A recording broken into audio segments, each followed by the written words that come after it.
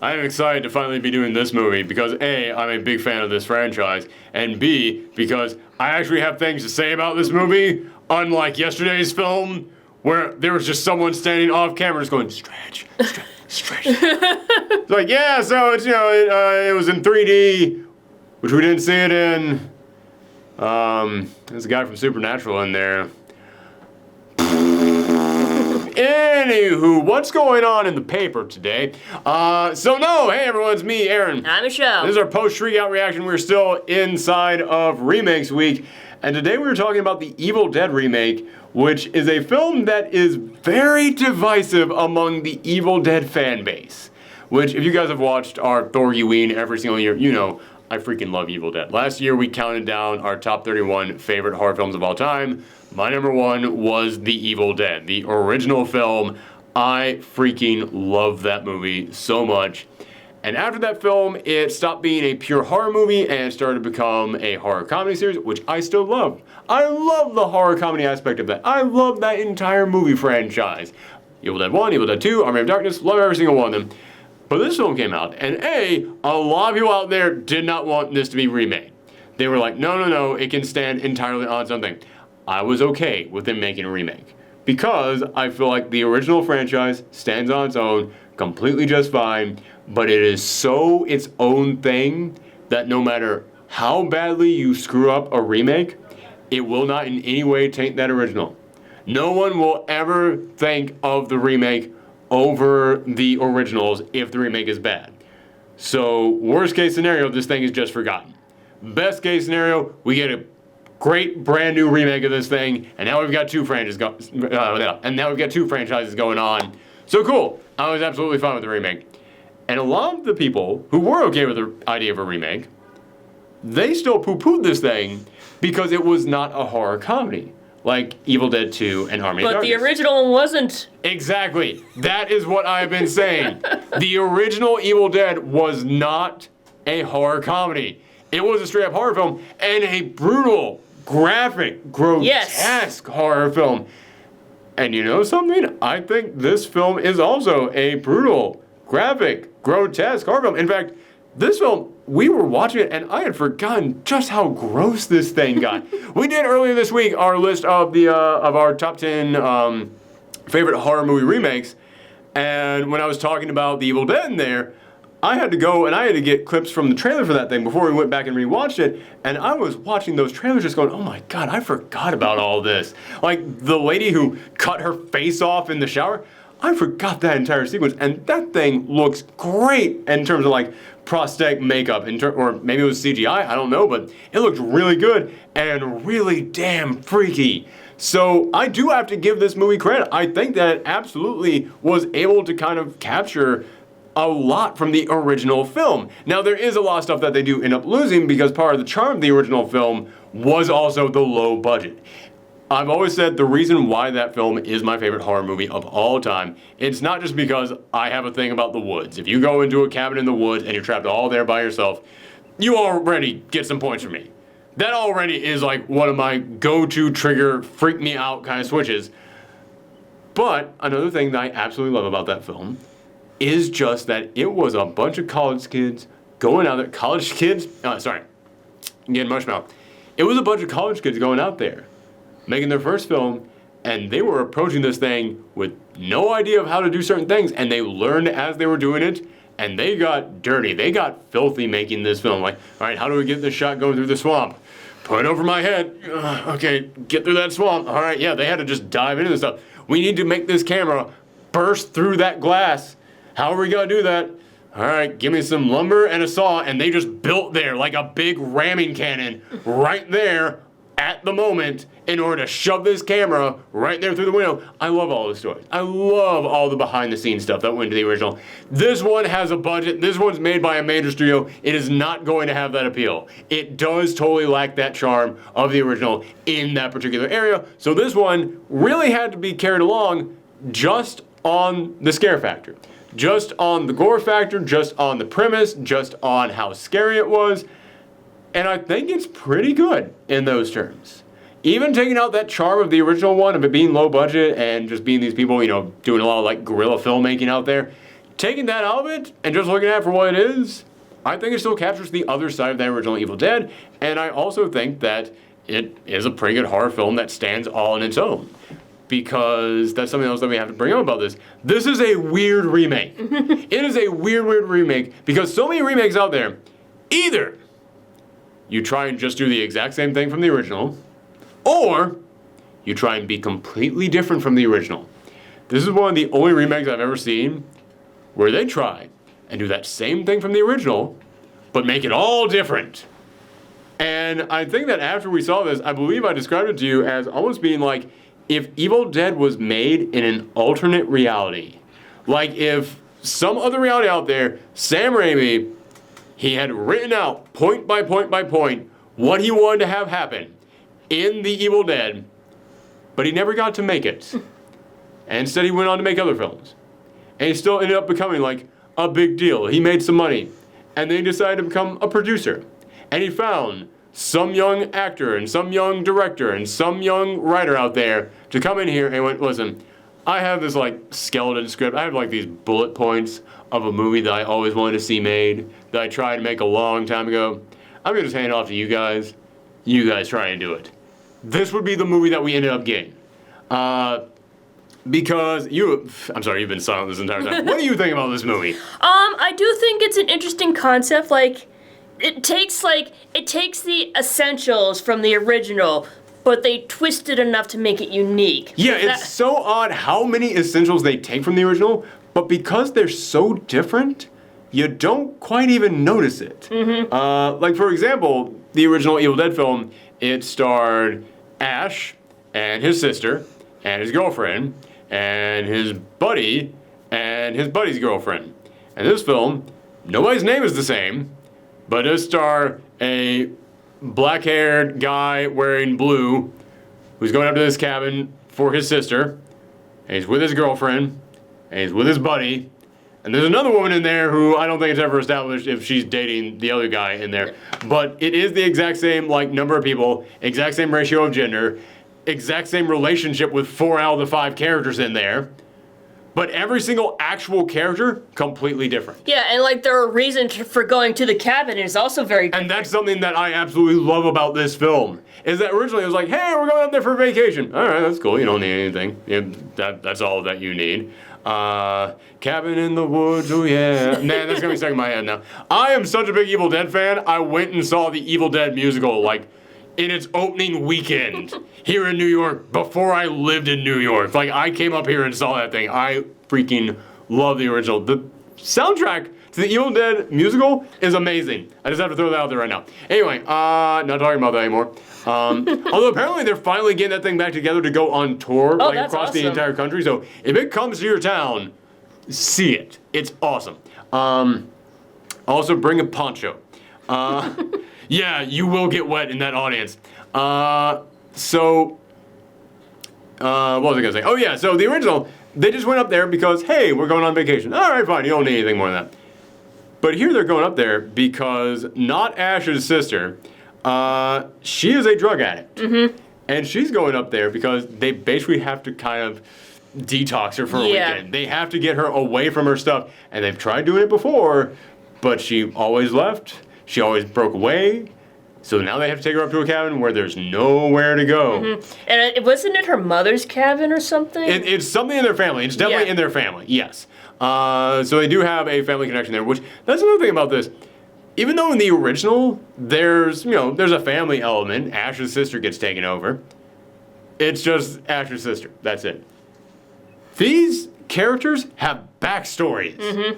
The brother and sister in here, man, they have this whole thing about, oh, yeah, well, you're here to help me now? Well, yeah, you weren't here to help me when Mom was going crazy, when Mom was losing her mind. Okay, yeah, I was there all by myself doing all that. You know what? There'd be days where she would ask about you, and I'd have to lie. I'd have to say that you were coming there. But no, you never showed up. There were days where she thought I was you, and I would have to go an entire day pretending to be you. That is a great setup, and it gives these characters so many layers. And, I mean, I've gone through stuff like that in my family. So I looked at that and just went, holy crap, I can instantly relate to these characters right now. But just speaking in terms of the story, of the actual, like, horror element of this, This instantly does something that so many other horror films out there fail to be able to accomplish. Give the characters in here a reason to not believe their friend, to not listen to someone who would have no reason to lie. Like, listen, if a friend of mine came up to me and was like, dude, there's like a monster out in the woods, I'd be like, okay, well, it's not a monster. But there's clearly something that's freaked them out. But in this film, they know that she is going through withdrawal, meaning she might end up seeing some stuff anyways, but also because she has already tried to do this before and then came up with reasons to escape it, came up with ways to break free. They know she's also going to say whatever she needs to say to try and get out of this, and we, the audience, are instantly smart enough to know that means that she's going to be the first one to see some stuff. But also, she ends up becoming like the first one to get possessed. So when she starts acting out, yeah, everybody is kind of not believing it at first. When she starts coming out there with like weapons and stuff, nobody's like, oh my god, she's possessed by something. No, they go to the logical place, which is that this is some kind of withdrawal, or she's kind of snapped. And also the brother, he's got that extra layer in there of, oh my goodness, is this what happened to mom? I mean, she's younger than mom was, but maybe because she did all those drugs, maybe because she's going through withdrawal right now, it's kicking in early with her. This is so smart about how it sets up the reason why her friends would not believe her. I think that is done great. But from there, this movie, as we said, it follows the beats of Evil Dead so incredibly closely, but makes everything about it different. And I'm honestly just kind of impressed by how they were able to pull that off. And I'm not coming in here and saying like, oh, well, and they did even better. No, as I said, I'm always going to love the original even more. And part of it is because of, the low budget, the charm, the effort that went into it. This one, there's a lot of stuff in here that it does look a little bit too crisp, which is weird considering everything is covered in blood and gore and grime. But yeah, a lot of this, it feels like a movie. You look at this thing and you know it is being shot on a set. Whereas the original Evil Dead, it was shot out in the woods. Heck, even Evil Dead 2, which was shot in a gymnasium in North Carolina. Yeah, I know way too much about this film. Even that one, which was shot inside of a gymnasium, it still has those moments where it's like, oh my goodness, they're out in the woods. This film, yeah, there's a lot of times in which it kind of feels like it's in a fake setting. But I gotta say, they stepped it up with the makeup. Whoever did makeup on this film was insanely impressive. But when it comes to the characters in here, that's another thing where I kind of have to go back around again. But I can't go back around all the way because, again, another thing that I know a lot of people were complaining about is, oh man, the characters in Evil Dead, they were so memorable. The characters were so memorable. I mean, especially Ash. Ash, just breakout star in there. Yeah, but Ash broke out in Evil Dead 2. In Evil Dead 1, he was, average Joe protagonist guy. He did not have a lot of personality in the original one. In the original, the sister didn't have a lot of personality. The girlfriend didn't have a lot of personality. The buddy's girlfriend didn't have a lot of personality. The buddy had some personality because he was like this dumb party jock guy. But really, everybody else there was just standard kids going into a house. That's all that really was. In here, everybody does stand out more. I gotta give this film that. Except for the girlfriend. Ash's girlfriend, I think that she is the one character in here who has zero going for her. Not Ash, his girlfriend. She has like zero going on for her in this film. But everybody else in here, they're pretty established. And it's like, the funny thing is, like, not Ash is not really the protagonist. It was Mia, the girl who was going through withdrawal. We're gonna go ahead and jump to the ending on that because that's the other thing that makes me go, this film is actually pretty damn smart. I gotta give this movie a lot of credit in a lot of areas. There are other areas out there where I'm like, alright, it doesn't really do that much for me. Like, for example, when the people are actually possessed. In the original, when someone was possessed, it was like they had Pazuzu from The Exorcist inside them. They had a personality to them. Some of them were foul-mouthed, some of them were like, hee, like a weird little creepy doll. Every single person that gets possessed has like their own unique personality to them, and they're all horrible, frightening caricatures. In here, Mia's the only one that kind of has a personality, and she's just foul-mouthed. Yeah. That's it. Which, I mean, that's nothing unique. The demons in the original were foul-mouthed, but they had stuff going for them. So this is kind of a step down. Everyone else is Yeah. That's nothing. Yeah, that's a big negative that I gotta give this one, especially when comparing it back to the original one. But, something that I think was actually genius in this film is that they're talking about the ways that you can, get the demon out of someone. Yeah. Which they said there's no way to save someone. You have to kill them in order to get the demon out of them. But at least then their soul is okay. At least then you save their soul. And they go, all right, dismembering, which that's a callback to the originals because that was the only way to get rid of to kill them. Because if you cut off their heads, their bodies would still start coming at you. Which I remember that was one of the things that freaked me out so much in the original films that, holy crap, they're like zombies, but they don't follow zombie rules. So, it was dismembering, it was setting them on fire, and then the other one was a live burial. So it gets to that point where everyone is dead, except for Mia, who's still possessed, and not Ash. Her brother. Yes, her brother. So, not Ash, he hears this story early on in the film where he finds out that she actually did OD. And she was actually declared dead. They had to defibrillate her and bring her back to life.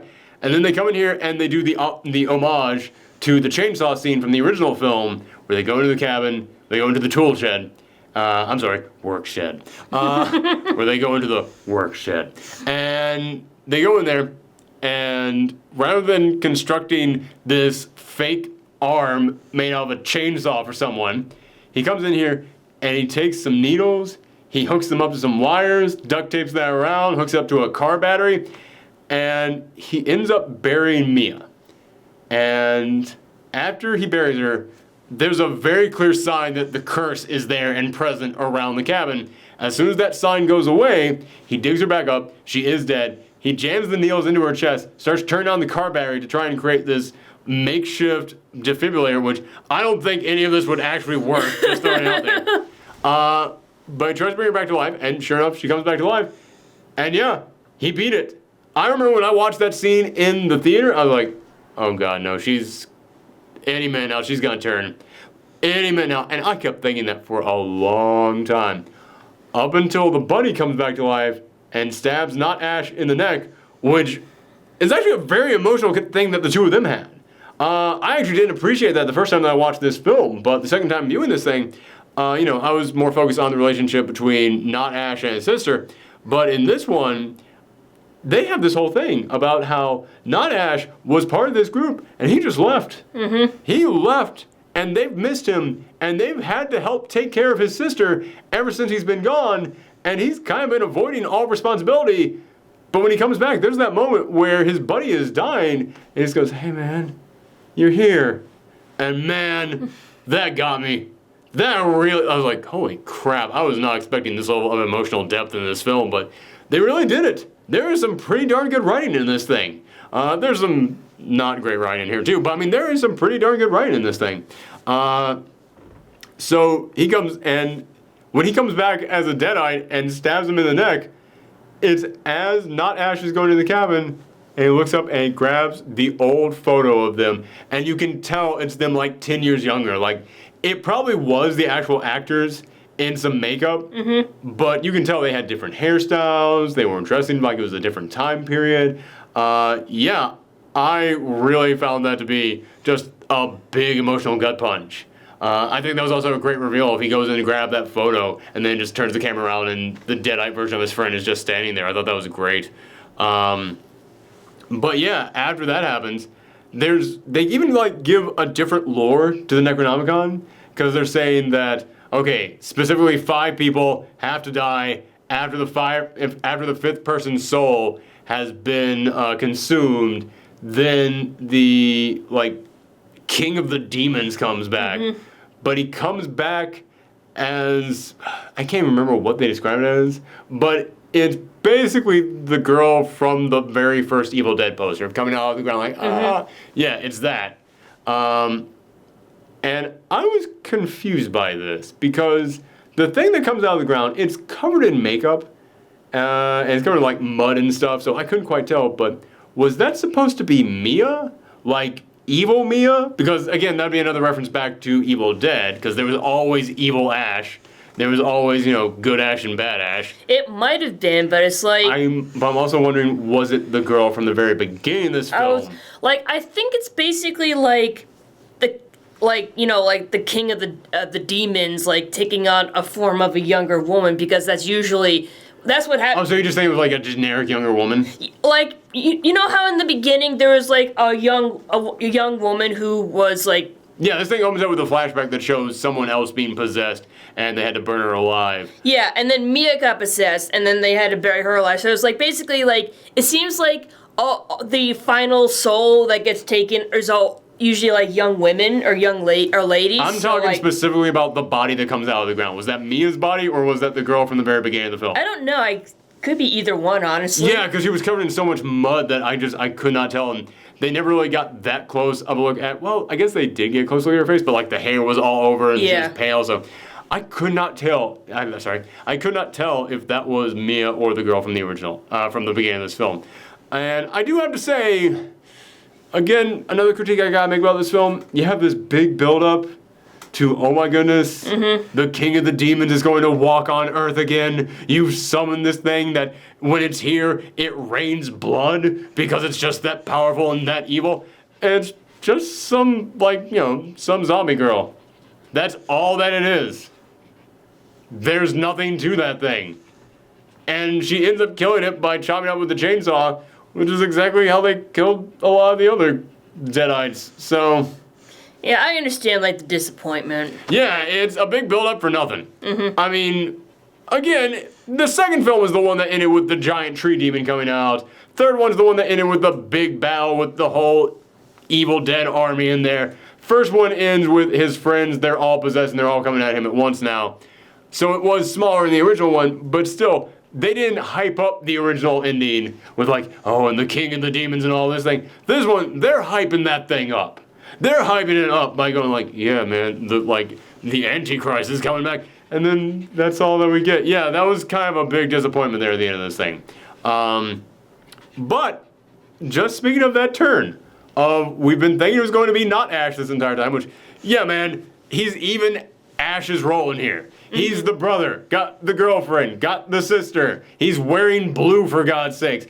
Yeah, you're supposed to look at this guy and think, that's our Ash. That's our Ash for this film. I really appreciate that twist of it being Mia, especially because when you think about this thing, she also gets the locket, which is a locket similar to the one that Ash gives his girlfriend in the previous films. And in this one, not Ash gives it to her, but she gets the locket back at the end. So it's like, oh, Ash got the locket back after his girlfriend died. Mia still has the locket, so there's a little bit of thing there. And also, Ash in the second film got possessed by the Deadites, and he was able to fight off and come back. She got possessed by the Deadites, and she came back. So she does also follow the Ash pattern. Just she even loses her hand. She at the end of this thing, she loses her hand and jams the chainsaw on there. Yeah, man, it's totally. We know what they were doing there at the end. So yeah, I have to appreciate what they do with that. Which also there is the girlfriend in here also has to chop off her arm because it goes bad. That was one of those moments that I looked at and just went, all right, that's leaning a little too far into being like, well, they did this one in the previous one. All the other things in here, as I said, it did this really interesting job of kind of establishing the alternate reality take on Evil Dead. But when it got to that moment, that was the moment that I felt like they just went, well, we did in the other one. So yeah, I kind of have a problem with that moment in there too. But one other thing that I gotta give this film that I think that a lot of people overlook is this is a pretty damn well shot film too. I mean, it's not mind blowing, but it is one of those few horror films that I look at and go, this is really good cinematography. They actually did frame all these shots well. I mean, even if I know this is not actually in the woods and this is on a set, which I'm sure there were scenes that were in the woods. There had to have been scenes in the woods. But a lot of them, it was kind of obvious it was on set. But they still shot all the scenes pretty damn well in here. That shot of when not Ash takes the car and he's trying to get back so he can get some help, and the road is completely flooded.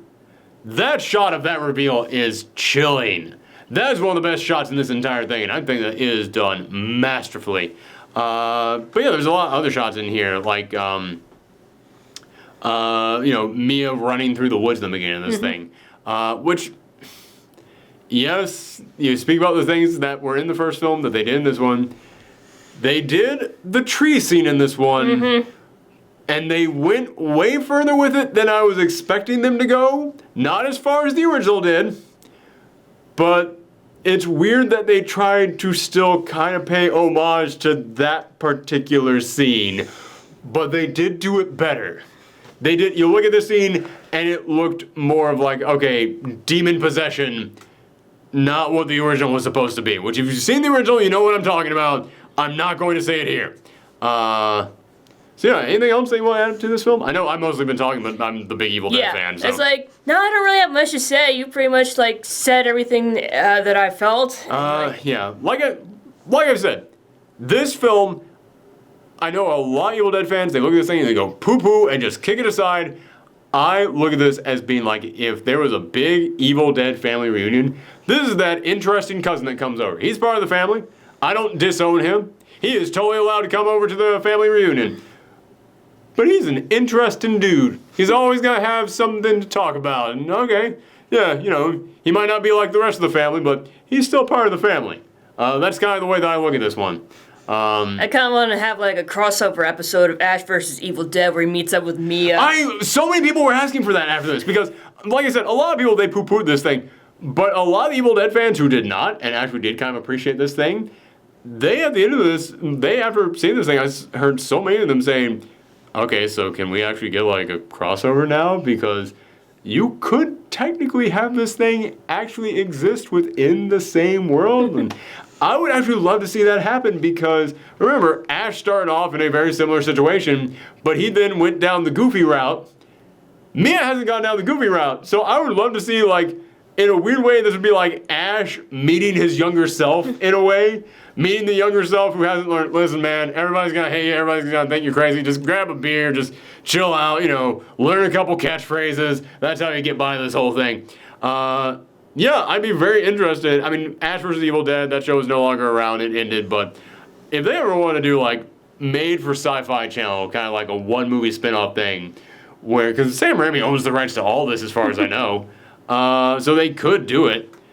Yeah, if they wanted to do, like, a crossover, I'd be totally down with that. I would totally be down with seeing, the two different Evil Deads crossing over.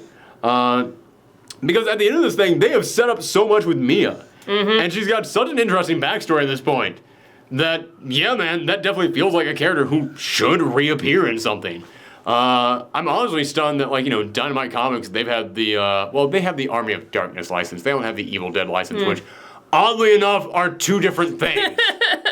Yeah, there was a weird legal battle within the Evil Dead continuity itself. Like, if you watch Ash versus Evil Dead, first off, there's a reason that it wasn't called Ash versus Army of Darkness. But they briefly mentioned he went back in time because that did happen at the end of Evil Dead 2, but they're not allowed to mention anything that actually happened in Army of Darkness, the film that consists of his entire back in time adventure. Yeah, the legal rights for Evil Dead and Army of Darkness, it's so weird how that's divided up. But Sam Raimi, I believe, owns the rights to at least, this film and a decent chunk of the original Evil Dead franchise, so... yeah, they could make that happen, and I would totally be down for seeing that happen.